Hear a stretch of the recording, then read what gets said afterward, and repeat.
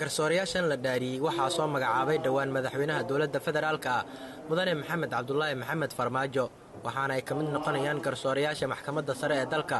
munaasabadda dhaarinta waxaa ka qayb galay gudoomiyaha maxkamadda sare, wasiirka cadaaladda, gudoomiyaha maxkamadda racfaanka, taliyaha ciidanka boliiska iyo shaqaalaha kala duwan ee garsoorka dalka. gudoomiyaha maxkamadda sare baashe axmed yuusuf ayaa waxa uu sheegay in garsoorayaashan ay qayb weyn ka qaadanayaan dib u soo celinta dalkan dowladnimadiisii.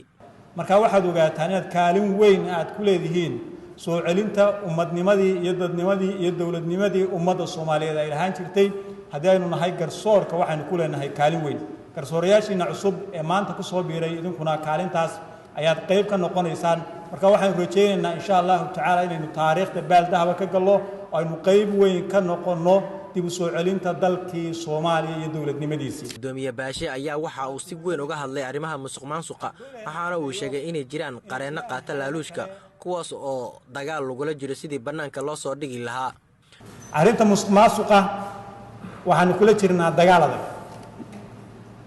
waxaanu kala dagaalamaynaa garsoorayaasha, waxaanu kala dagaalamaynaa shaqaalaha kala duwan ee garsoorka.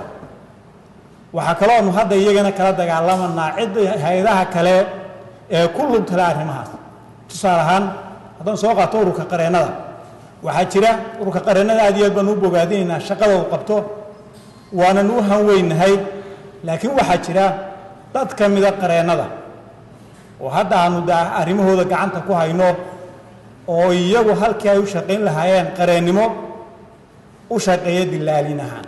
gudoomiyaha maxkamadda sare ee dalka waxa uu digniin u diray dad looga guulaystay dacwadaha ay maxkamadaha dalka qaadaan kuwaasoo u taga maleeshiyaadka al-shabaab si ay u cabsiiyaan muwaadiniinta Soomaaliyeed. inaanu shacabka ku baraarujinno oo noo sheegno inaan loo dulqaadanayn oo aan la aqbalayn inaad adigoo cadaaladii garsoorkii dalka ka heli karaa cadowga dalka aad u dacwooto ugu tagto. baaritaankaanu samaynay waxaanu ku ogaanay dadka u taga inta badan inay yihiin dad looga guulaystay dacwadihii, dabeedna si ay cadaaladda u hor istaagaan taasi u sameeya. 3 ka mid ah halkan lagu xidhay maxkamaddan toddobaadkii aynu soo dhaafnay. 3duba waxay ahaayeen 3 dacwadii darajada koowaad lagaga guulaystay, dokumentiyada ay sitaana la caddeeyey inay been abuur yihiin. wasiirka wasaaradda cadaaladda ee xukuumadda xasan xuseen xaaji ayaa dhankiisa waxa uu tilmaamay in garsoorka dalka uu isbeddel weyn haatan ka muuqdo, taasna in halkaas laga sii wado uu ku dhiirigelinayo madaxda maxkamadaha kala duwan ee dalka.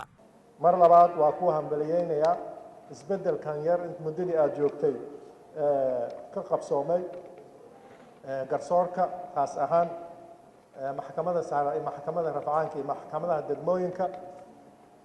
xukuumadda waa ku garab taagan tahay wixii tale iyo tusaalena inaan kala hadalno, tusaalahadana aan qaadano diyaar baan u nahay.